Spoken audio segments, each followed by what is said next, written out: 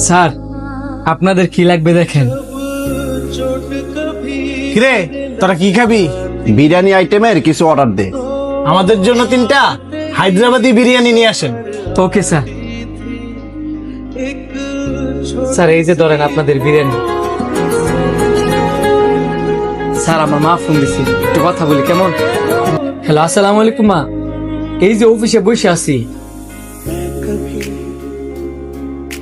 আর তুমি যে সকাল থেকে কল দিতেছো, আমি তো বারবার কল কাটি দিতেছি, কারণ আজকে অনেক জরুরি মিটিং আছে। তোমার আমি পরে ফোন দিব না। স্যার ডাকতেছে পরে ফোন দিব না। স্যার সরি, আর কিছু লাগবে? না আর কিছু লাগতো না। আর তোমার শরম করলো না?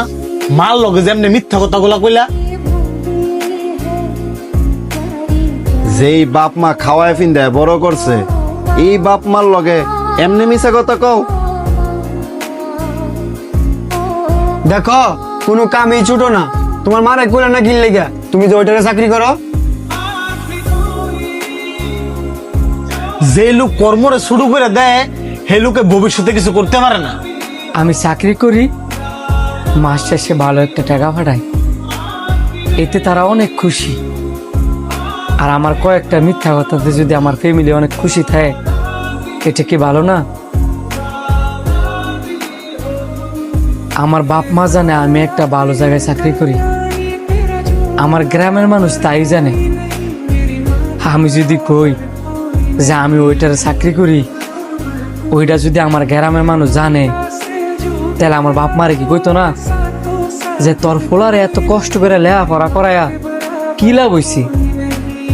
দিন শেষে দৌড়ি ওইটারে চাকরি করে।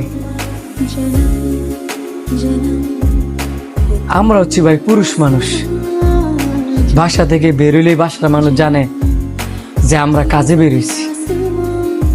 এখন আমরা কি কাজে বেরোইছি এটা বাসার মানুষে জানায়া কষ্ট দেওয়াটা কি খুব দরকার?